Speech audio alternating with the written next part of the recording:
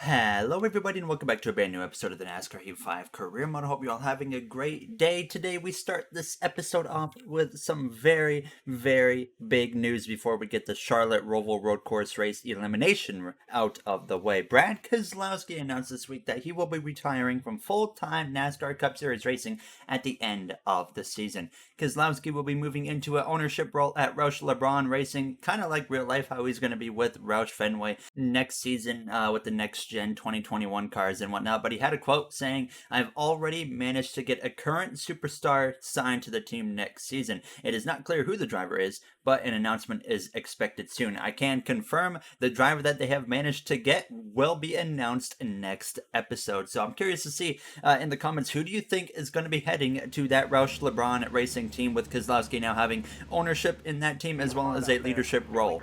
I can confirm Christopher Bell will remain at that Roush LeBron Racing team, and it will be Ricky Stenhouse Jr. who is getting the boot from the team. We already know Tyler Reddick is going to that team as well, so it's going to still be 3 cars over there for Roush LeBron, but very excited to see who they're going to announce to that team. Now, as we were underway here for the NASCAR Legend Series race here, full swing here in the playoffs now, as we're just trying to get whatever we can get out of it because we're not in the playoffs, so we're just trying to win a race here before this season comes to a close here for the Legend Series. So here at Jefferson, I feel like every time we've come here we've gotten better and better, and I feel like there's no better place than for me to get my first win in the season than at a road course. Even if it's still on dirt, I still find a way to get better at these road courses. So now as we came to a little bit later, I actually dumped Christopher Bell right here. I felt a little bit bad about that. I didn't mean to dump him, but once I got him sideways, I said I'm not lifting. I just committed to pushing through him. So already on to the final lap of this race. These road course races very short. I passed Kurt Busch for 3rd place, but it was Jeff Gordon who would come through to win here at Jefferson over Jimmy Johnson, the 7-time Cup Series champion.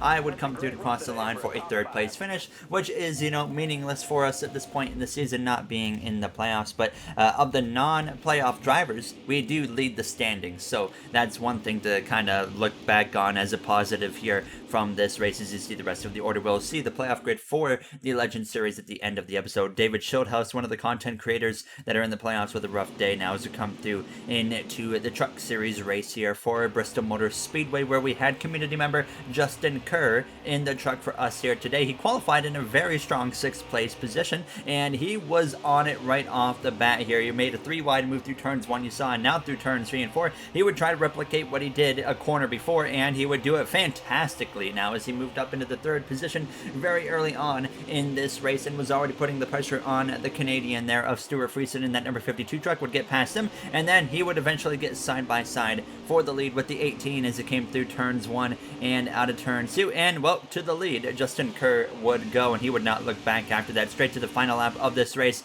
out of turns 4, Justin Kerr would come through to win for us here in the Truck Series at Bristol Motor Speedway. So a great start to the playoffs so far here in the Truck Series. It has been both of our Going Racing teams in Trucks and Xfinity have just been popping off all season long with the community members in the truck, and then of course Paul Menard behind the wheel in our Xfinity car, just like today here at Bristol Motor Speedway as we get ready to go green with him in that Menard's 77 Camaro. Not a good qualifying effort, and more rumors are speculating that Paul might be hanging it up after this season, so I wouldn't be shocked if I saw him retire at the end of the season. So I'm already looking at potential candidates for our car next season. Could it be Daniel Suarez, or is Daniel Suarez going to remain in the Cup Series and go to that Trackhouse Racing team? That's another thing we're going to have to watch out for, and I can tell you the Trackhouse situation, as they expand to 2 cars, we will not know their 2nd driver until the off season. Paul, though, he was working his way throughout the field, but unfortunately didn't get very far because we come straight through to the final lap, and he was up inside the top 10, but this was considered one of our rougher Bristol performances here in the past with Menard behind the wheel as he came through to cross the line there for a 7th place finish. So, we have a really good history at Bristol in the Xfinity Series when we consider 7th a bit of a failure and a disappointment on the weekend here, as you see the rest of the finishing order on your screen. So you got Mike Harmon down there in that 36th position, but now we come through into the Cup Series. There you see, by the way, just before we hop into that, the playoff grid, Menard 34 points above the cut line, so very comfortable for him as we come through into the Cup Series for the elimination race here for the first round of the playoffs at the Charlotte Roval. Very excited for this one. First playoff race of 2 in the playoffs, and one positive as we come into this race, we're locked in to the next round on points. We haven't won, but we've gained enough points to not have to worry whatsoever. No matter what happens, we will advance into the next round, and a few other drivers as well are car locked in here, as I made a big mistake though, threw the bust up on my qualifying lap, and well, I just go full send into the barrier, and that destroyed my lap. And then it actually got worse out of the final turn because the car was driving so bad. After that, I looped it around one more time, but thank goodness it crossed the line there, and we qualified with a 125 and still beat 7 drivers there by qualifying 33rd place here for the Bank of America Roval 400 here. Now as we look at this qualifying order, Daniel Suarez there in 34th alongside myself here, and we look up towards the top 10. Lewis Hamilton, the one that I really think you have to watch out for today, qualifies in 3rd place with Austin Cindric on pole. Lewis Hamilton comes in below the cut line, and we're going to look at the playoff grid right now. So Eric Jones, Chase Elliott, myself, Christian Eckes, Bubba Wallace, we've all locked ourselves in on points. Of course, Jones does have a win, so he is locked in off that win. But Harrison Burton comes in 40 points above the cut line, would come through all the way down to the drivers on the outside looking in. Bowman out by 11, Hamilton 13, Bell by 15, Haley Deegan out by 19. And I wouldn't count Christopher Bell out. He has a pretty good road course record this season, which we're going to actually look into a little bit later in this episode. And of course, Lewis Hamilton, coming from a road racing background with 7 Formula One championships, you can never count him out as he looks for his very first NASCAR win here today. And boy, would it be a clutch win as we are underway here from the Roval here for the Bank of America 400, as the elimination race of the round of 1 is underway as we go down towards turns 1. Just the goal here to be very, very cautious. I didn't really want to do anything stupid because there is really big checkups, and there's no need to get unnecessary damage on the front end of our car here in just the first 2, 3, 4, 5 corners.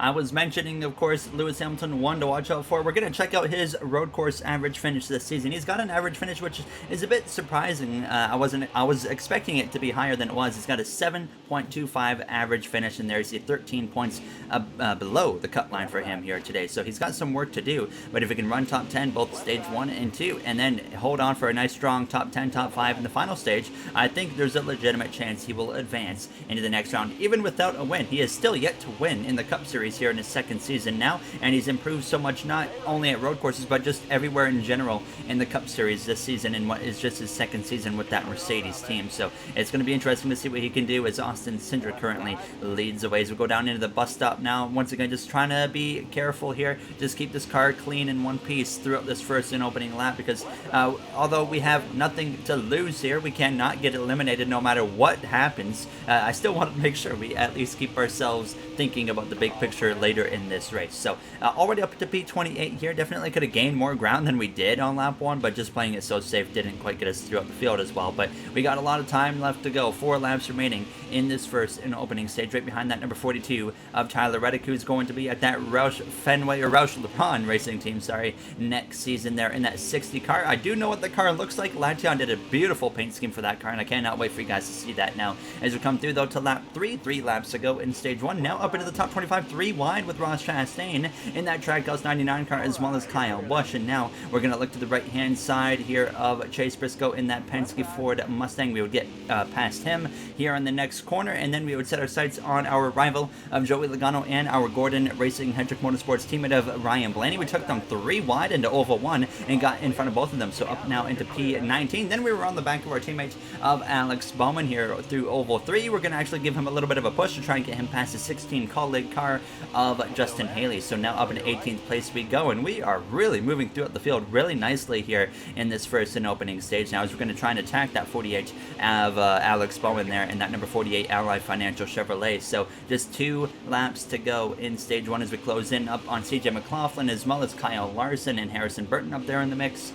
Burton, Larson, both comfortably above the cut line. They should not have to worry here, as we would get right to the back of them. Some contact between Ty Gibbs, the rookie, who's having a good run here today at the Roval. He's been pretty good at the road courses, though. Trouble up in front of us, so Lewis Hamilton together with Chase Elliott. Now, as it appears, Elliott has blown a tire coming through to the final few moments of this first stage. The white flag is in the air for stage 1. No caution comes out as I make a big lunge up the right-hand side of Ty Gibbs there into the final chicane. Up into 12th place we go, and there you see up in front of us, Chase Elliott has actually stopped his car in turns 1. It looks like he's trying to get it back going, but a lot of damage. He's definitely going to be out of this race at the end of this first stage, but he is locked locked into the next round, so that doesn't affect him, and he is very fortunate. He has gotten those playoff points from earlier this season with the race wins, the stage wins, and then of course having a very good first 2 races of the playoffs in general has put him in the spot where he can have that happen and not really be affected whatsoever from it. Now is a bit of a switchback right there from the 96 AlphaTauri of Brandon Jones. Trying to be careful when I race around a guy like Brandon Jones or the guy in front of me of Derek Kraus, because these guys right now are not nearly as comfortable above the cut line as a few other drivers. So there you see Brad Keselowski under attack from Derek Kraus. Keselowski just announced this episode he is retiring from the Cup Series now. Not sure who's going to be replacing him yet in that 41 car. As you see a nice 3-wide move from myself out of Oval 2, and as we go down into the bus stop for the final time, you can see up ahead Austin Cindric, Lewis Hamilton. They've already crossed the line, so they are just unbelievably far ahead here after this first and opening stage here in the Bank of America 400 through Oval 3 and 4 for the final time as we head down towards the line. A really good first stage for us, because I definitely did not expect to be top 10, even top 15 at the end of the stage considering where we started, but nonetheless we crossed the line for a very, very strong 9th place in stage 1. There you see Christopher Bell up in 7th place, another guy I'm not counting out. Bubba Wallace up there in P6, Ton Gilliland 5th, Eric Jones, Sam Ayer 3rd, 4th, and then Chase Elliott, the other McLaren driver. He is going to be out of this race. So very fortunate, like I said, for Elliott to have that just lock into the next round on points anyways now, as nobody is going to be coming into the pit lane here at the end of stage 1. Haley Deegan in the mid-30s there. Her chances of making it into the next round of the playoffs pretty much gone at this point, unless we can find a way to win here as we get underway for the start of stage 2, and it is time to get amped in the Charlotte Roval.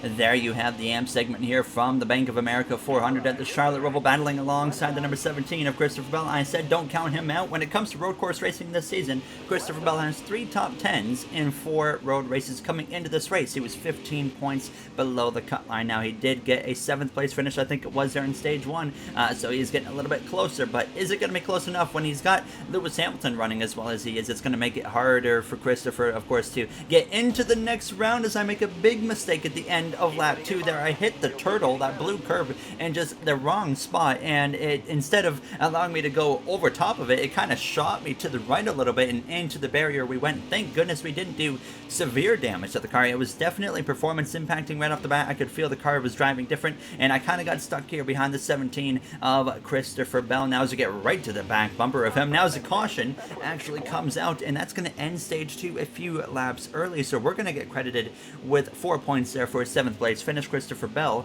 gets P6. Lewis Hamilton still 2nd, just like he was in stage 1. I'm sorry about that, boys. That was a big mistake on my end there on the beginning of the lap, but I'll try to make it up here after you get it fixed up, so let's go get a win.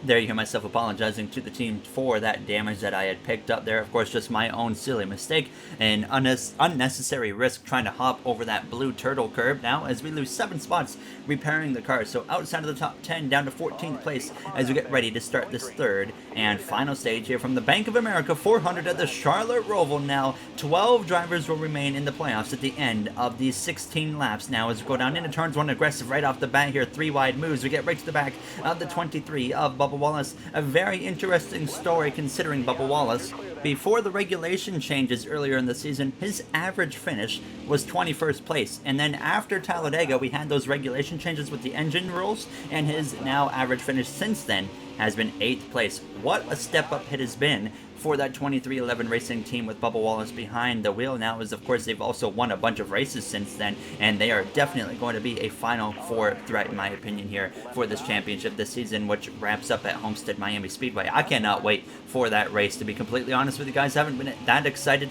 for a championship race in a while. Last season we went to Las Vegas, and then previously it was always Phoenix, but now we have, in my opinion, the best track possible, and of course my favorite track to drive just about on the game of the mile and a half. So I cannot wait for that Final Four race, if we're in the Final Four or not. Still don't know if we're going to make it. It's going to be a tough fight, but now you see some contact just about behind us between Kyle Larson as well as the number 41 of Brad Keselowski now, as we kind of settle back in here, and now we're going to try and put some pressure to the back of the 23 of Bubba Wallace and try to just start moving our way throughout the field. In front of us, it's all single file. No one is trying to make any moves right there, so I'm going to get aggressive there, make a move to the right hand side of the 23, and we're going to clear Bubba by the time we even get into turns 1. So now up into the 9th place as Cindric continues to lead the way, looking for his second career win in the Cup Series for that Penske team now, as he got his first career win at Road America a few seasons ago now, as we get past that number 83 of Christian Eckes there for Red Bull Racing, as he is going to make it into this next round no problem, as well as we go back up the inside of the 17 of Christopher Bell, who's having a strong run still today, but we got past him, took 7th place away. Then we get on the attack to the 45 of Derek Kraus. We pass him with now 14 laps to go. We do have extra laps than usual here in Stage 3 due to Stage 2 ending so early. If Stage 3 was the normal distance that is scheduled to be, we would be very close on field, probably like half a lap to a lap short, and a lot of drivers would pit with a lap or two to go. But now with the extra laps, we'll actually be pitting probably with 5-6 laps to go or so now, as I was back under attack from the 7 McLaren driver of Eric Jones as he tries to put some pressure on us, but fortunately we stay in front of him for the time being here now as we go through Oval 3 and 4. So now just trying to set our sights on 4th, 3rd, and 2nd, but we can't quite do that because we make a big mistake there out of the final chicane with 13 to go and lose a bunch of progress that we had gained, and we stay in front of the 45 of Derek Kraus at least now as he's under attack from Christopher Bell. But now we have to re-attack that number 7 Aero Chevrolet of Jones. That was, he was putting the pressure on Todd Gilliland here a little bit later in the lap, but that would kind of allow me to actually kind of catch him off guard, and I would be able to just cruise right on by him on the inside. So back into the top 5 we would go now as we try to run down that number 38 of Todd Gilliland. And through that final chicane here, coming to just 11 laps, or 12 laps to go, sorry, now we would have enough of a run to go around the outside here of the 38. And I said, you know what, I'm just going to sail it off into turn 2 and see if we can get alongside the number 66. And that was exactly what happened. It worked out perfect. And now up into 3rd place we go here now as we try to chase down the front 2 leaders of Austin Cindric as well as Lewis Hamilton are only separated by a little bit of time now, as actually there's a crash behind us. Ryan Preece, last episode's winner from Martinsville Speedway, has gone around. Tony Bradinger with some contact, and the 10 of De Benedetto as well. No caution here with relaxed yellows at the road courses. It's not very often we get cautions other than that one we had in Stage 2, but now we continue on our way and try to run down here the front 2 runners, like I said. So we cut straight through to lap 22, and that gap was coming down then to lap 23. It was now 6.5 seconds between myself and the leader. Hamilton was starting to lose contact with the leader of Cindric. He was now about 2 seconds back, and I was quickly closing in on both of them. And I was running very consistent and similar lap times, and the lap times I was putting up right now earlier really wasn't gaining me a whole lot, but at this point it was really gaining me some time. But then I make a mistake right there, nearly just pile drive into the outside wall like I did earlier in the race.